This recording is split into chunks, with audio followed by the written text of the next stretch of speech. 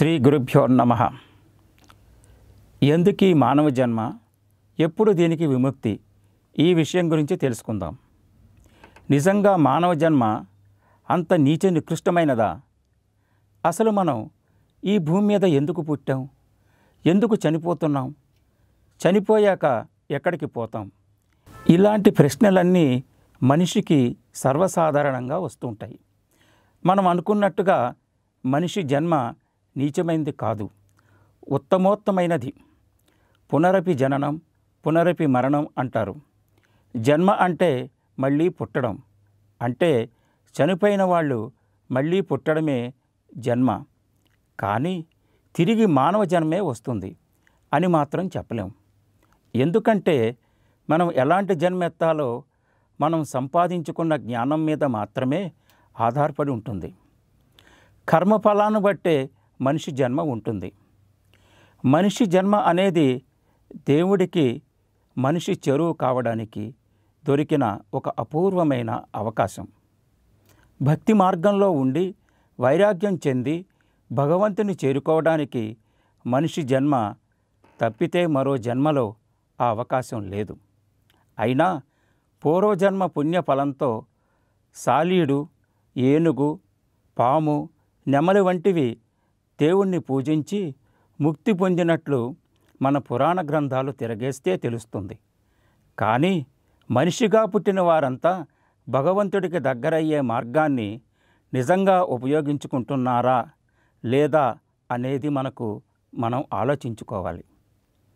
మనిషి పుట్టినప్పటి నుంచి తాను చెయ్యాల్సిన మంచి పనులు చెయ్యక తప్పదు.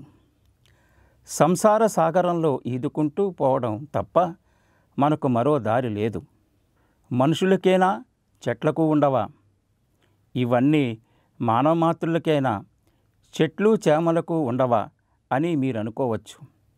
అక్కడికే వద్దాం. ఒక చెట్టుకు మొగ్గ వచ్చింది, అది పువ్వై ఆ తర్వాత కాయగా మారింది. పండిపోయి కొంతకాలానికి అది నేల రాలిపోతుంది.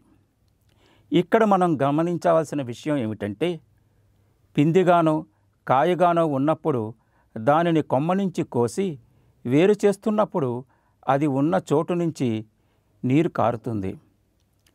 కాయ మొదల్లోనూ ఆ నీటి తడిని మీరు చూడొచ్చు. కానీ పండు రాలినప్పుడు కొమ్మలో ఎలాంటి నీటి తడి ఉండదు. పండు రాలిన చోట కూడా నీటి తడి ఉండదు. కానీ కాయ కోస్తున్నప్పుడు నీటి తడి ఉండడానికి కారణం, అయ్యో మరిన్ని రోజులు నన్ను అంటిపెట్టుకుని ఉంటే అది పండయ్యేది కదా అని చెట్టు కొమ్మ కంట తడి పెడుతుంది. కాబట్టి అక్కడి నీటి తడిని మనం చూస్తూ ఉంటాం. అలాగే కాయ మొదల్లోనూ ఆ నీటి తడి ఉంటుంది.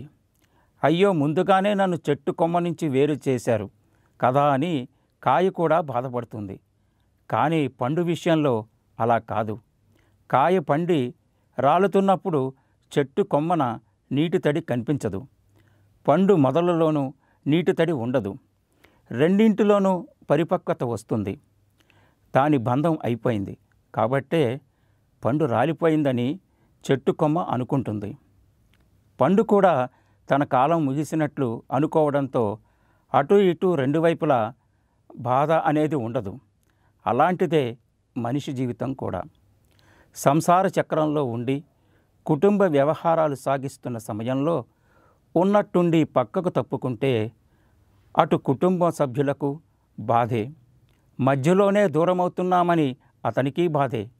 ఆ వ్యక్తి తన బాధ్యతలను సక్రమంగా నిర్వర్తించి నెమ్మదిగా జ్ఞాన మార్గం వైపు అడుగులు వేస్తూ అందులో మునిగి తేలినప్పుడు అటు అతనికి ఇటు కుటుంబ సభ్యులకు బాధ ఉండదు. రెండు వైపులా కన్నీరు కార్చటం అనేది ఉండదు. జ్ఞానం అనేది ఒక్క రోజులో వచ్చేది కాదు, నెమ్మదిగా రావాలి. అందుకే మెల్లమెల్లగా దానివైపు అడుగులు వేయాలి. కర్మఫలాలు ఏమిటో తెలుసుకుందాం. జ్ఞానం, కర్మలు ఒకదానితో ఒకటి ముడిపడి ఉంటాయి. జ్ఞానం పెరిగే కొద్దీ కర్మలు అంతరిస్తాయి. అనేక జన్మలుగా మనం చేసిన పాపపుణ్యాలు కర్మల రూపంలో మనతోనే వస్తాయి. ఈ కర్మలు 3 రకాలుగా ఉంటాయి. ఆగామి, సంచితం, ప్రారబ్ధం అని 3 రకాలుగా ఈ కర్మలు ఉంటాయి. నిత్యం మనం చేసే కర్మలన్నీ ఆగామి కర్మల కిందకే వస్తాయి. కొన్ని వెంటనే ఫలిస్తాయి, మరికొన్ని తర్వాత జన్మలో ఫలితాన్ని చూపిస్తాయి. మనం ఎన్ని పాపాలు చేశాం, ఎన్ని పుణ్యాలు చేశాం, దాన ధర్మాలు ఏమైనా చేశామా, లాంటివన్నీ ఆగామి కర్మల కిందకే వస్తాయి. ఇక సంచిత కర్మలకి వెళదాం. మనం పూర్వజన్మలో చేసిన కర్మలు ఈ జన్మకు వచ్చాయనుకోండి. మనం ఈ జన్మలో కూడా వాటిని అనుభవించుకుంటే అవి మళ్ళీ రాబోయే జన్మకు వెళ్ళిపోతాయి. వీటిని సంచిత కర్మలు అంటారు. ఉదాహరణకు, గత జన్మలో మీరు ఒకరిని హత్య చేశారనుకుందాం. ఈ జన్మలో దాని ఫలితం అనుభవించవలసి ఉన్నా రకరకాల కారణాల వల్ల అది జరగలేదు. అది రాబోయే జన్మకు తరలిపోతుంది. దీన్ని సంచిత కర్మ అంటారు.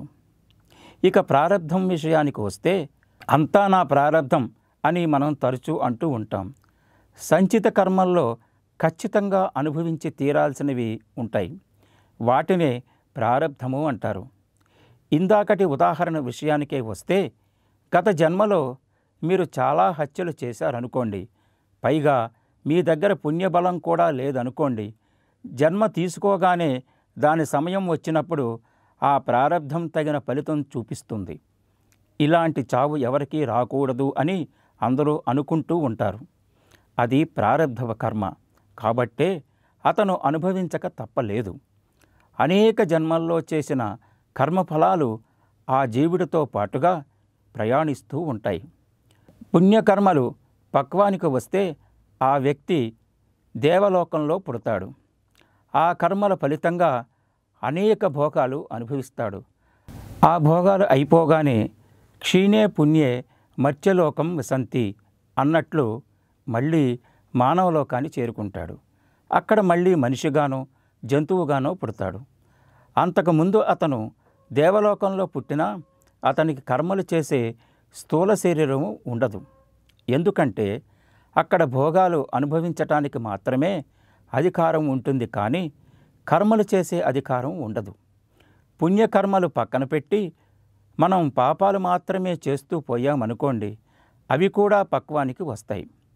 అప్పుడు ఏ కుక్కగానో పిల్లిగానో పుట్టక తప్పదన్నమాట. ఇలా కర్మఫలాలను అనుభవించడం మాత్రమే కాదు, కొత్తగా కర్మలు చేసే అధికారం కూడా మనిషికి ఈ జన్మలోనే ఉంటుంది.